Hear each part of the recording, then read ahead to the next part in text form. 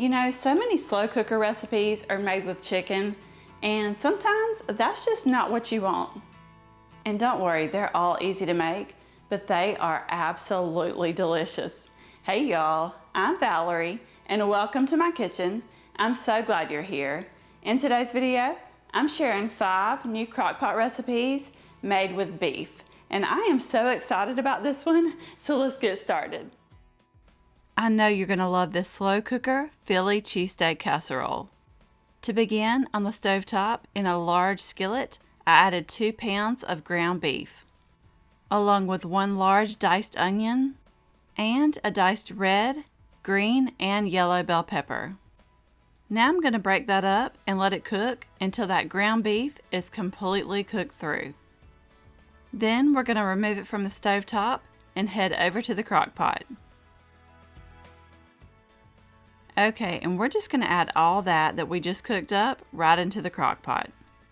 You're also going to add a tablespoon of minced garlic and some seasonings. I added a teaspoon of salt, half a teaspoon of pepper, and it was not in the recipe, but I did add some garlic powder and some of the Montreal steak seasoning.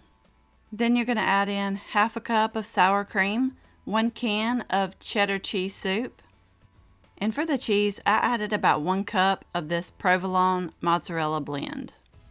Now you're going to give that a really good stir before we add the rest. You're going to add in a 28-ounce bag of the frozen diced hash browns. And I like to get the kind with the peppers and onions. Now you're going to stir it, and yes, my hash browns were still frozen. I mean, you're supposed to add them in frozen, so I was doing the right thing, but mine were just in a solid chunk.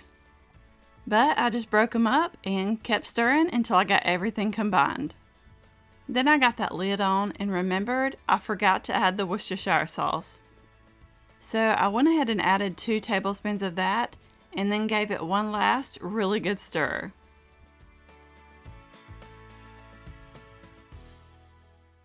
Then we're going to put that lid on and let it cook on low for 4 to 5 hours. Or you can do high for 2.5 hours.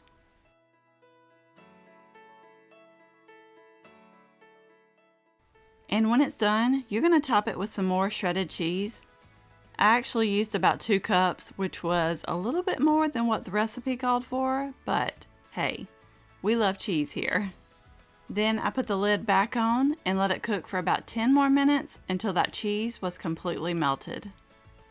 This was so good. It was definitely a 10 out of 10. Now I gotta say, you have to love peppers to love this. But if it sounds like you definitely have to give this one a try. It was very filling with the potatoes, and it was packed with so much flavor. These crockpot beef tips and gravy are a super easy one to make. You're going to need about 1.5 pounds of beef chuck roast or stew meat. I just went ahead and cut mine into bite-sized pieces. Then I'm going to season it with about 1.5 tablespoons of lemon pepper seasoning. Then you're going to toss it around a little to make sure everything's coated. Oh, and if you don't have lemon pepper seasoning, you can just use salt and pepper or any seasonings or flavors you prefer. I set that bowl aside. Now over to my crock pot, I'm adding 1 can of cream of chicken soup and 1 packet of the dry onion soup mix. Then I added in about 1 3/4 cup of beef broth. Now you're going to break up that cream soup there with a whisk and whisk it until it's semi-combined. Now you're going to go ahead and add in your stew meat. And make sure you get all those seasonings in there too. Now stir it around until it's all combined. I put the lid on and I'm setting mine to cook on low anywhere from 6 to 8 hours. I'd say check on it after about 6 hours, but I'll let mine go for 8. When it's done, you can serve it just like this, or you can thicken the gravy up on the stovetop, which is what I'm going to do. So right now, I'm removing about 2 cups, or as much as you can, of that gravy from the slow cooker. You want about 2 cups if you can get it. Then we're going to take this over to the stovetop so we can thicken it up. In a saucepan, I added 2 tablespoons of butter and I let that melt. Then I sprinkled over 3 tablespoons of all-purpose flour. You're going to whisk that really good. Now slowly add in that 2 cups of broth mixture. And I'm telling you, just add a little bit at a time. It's a lot easier to whisk in and incorporate that way. And make sure you get it well combined after each addition. You're going to turn the heat up to high and whisk continuously until that gravy is as thick as you like it. Then we're going to remove it from the heat, head over to the crock pot with it, and add it right on into the beef tips. By the way, I'll have all the recipes linked in the description box below. Now you're just going to whisk it until everything is well combined. And I just put the lid back on and let it sit here while I made some rice to go along with it. You could also serve it over pasta or mashed potatoes, but we like it over rice. And I just made some sweet peas to go along with it. This was so good, and don't be worried about the lemon pepper seasoning. It was not overpowering, it gave it just the perfect amount of flavor. Y'all have to let me know below, what meats do you prefer to make in the slow cooker? But you gotta give this one a try because it was absolutely delicious. This crockpot lasagna is a lot easier to make than you might think. I've got 1.5 pounds of ground beef in my skillet here, or if you prefer, you can use ground sausage. I also added half a diced onion, and then you're just going to break that up and let it cook until that ground beef is completely cooked through.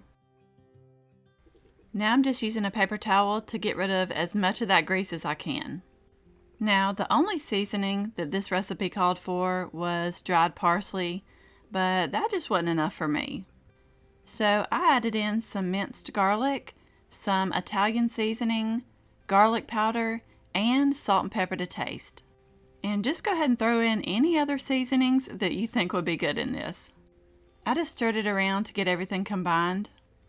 Then I added in a 15-ounce can of tomato sauce and a 26-ounce jar of spaghetti sauce. And I like the tomato basil garlic one, it just gives it a little extra flavor. Oh, and I did put a tiny bit of water in that jar just to get all that sauce out. And I'm just going to let this sit here and simmer while I make up the cheese mixture. In a medium-sized bowl, you're going to add 1 egg. And I went ahead and gave that a really good whisk just to make sure it mixed into everything else a little better. Now you're going to add in 4 cups of cottage cheese. And if you don't like cottage cheese, I'm sure you would be okay switching it out for ricotta. Oh, and you're going to add about 1.5 tablespoons of dried parsley to that cheese mixture and then give it a really good stir. Okay, it's time to start layering. So to the bottom of that crock pot, you're going to add about a cup of that meat sauce. And I think I did a little more than a cup there. Then we're going over the top of that with some uncooked lasagna noodles. And I just kind of broke them up so they'd fit in there better.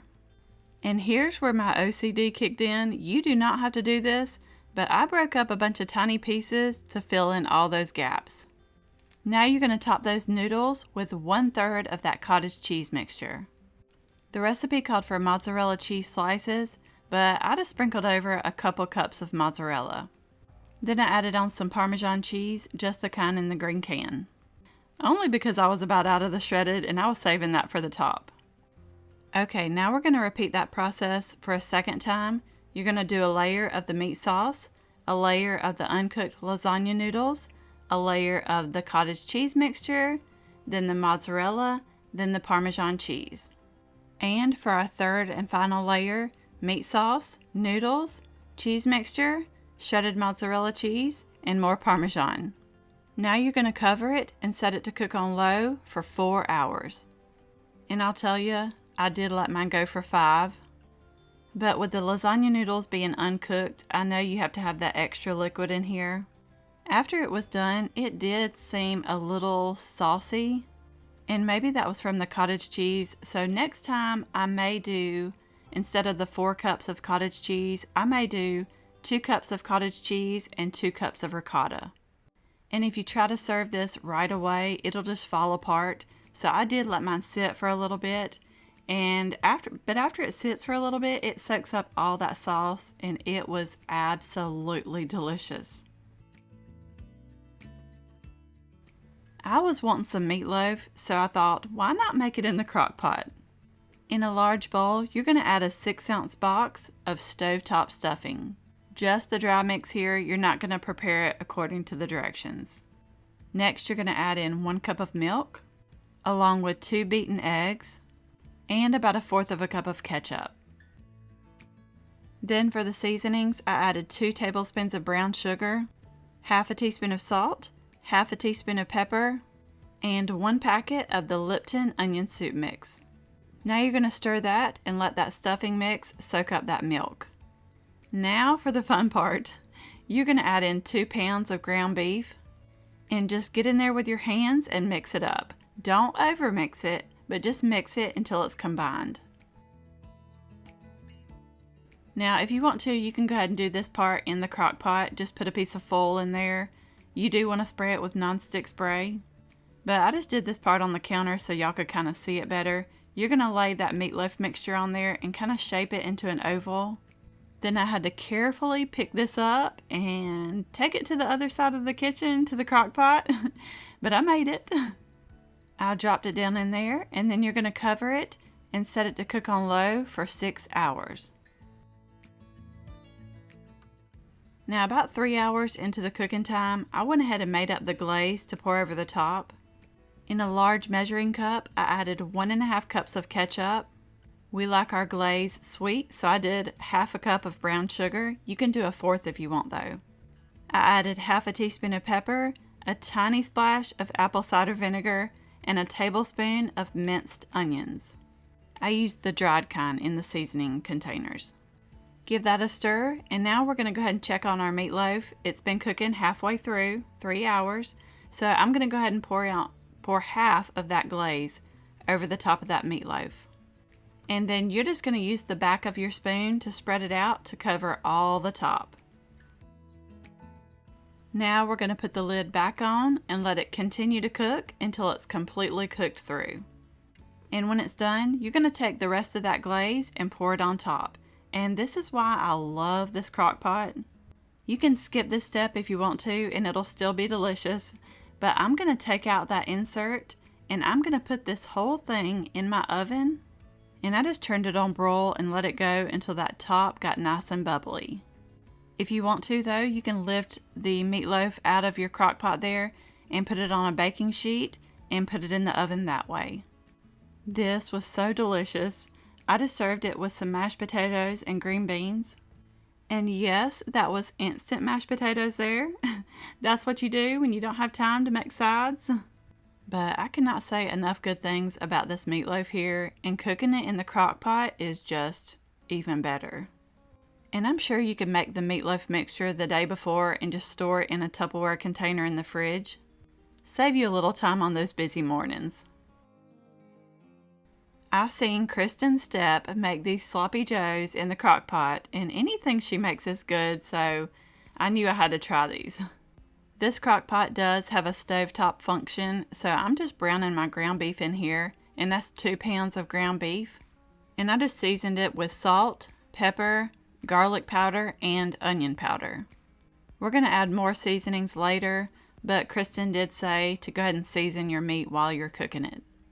And you're just going to cook it until it's completely cooked through, and then I'm just using a paper towel to soak up some of that grease. Now you're going to add in an 8-ounce can of tomato sauce.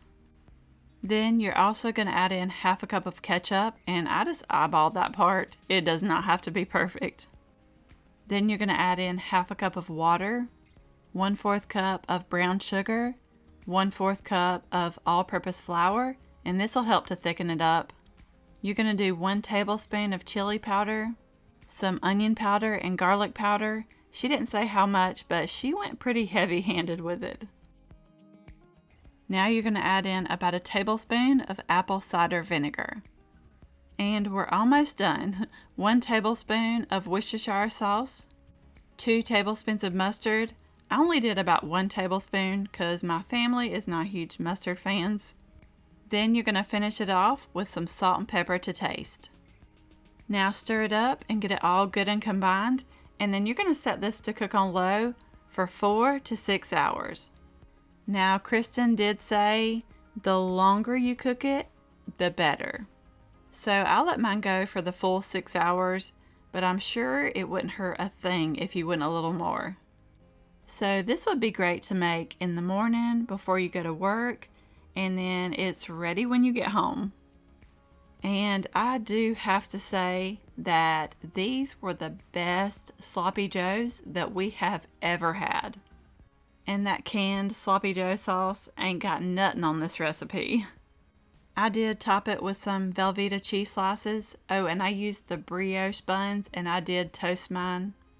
And toasting the buns, just take it to a whole nother level. But seriously, you have got to give these a try. And I will be sure to link Kristen's channel below so you can go check her out. And she seems like the sweetest person too, so I think you'll love her.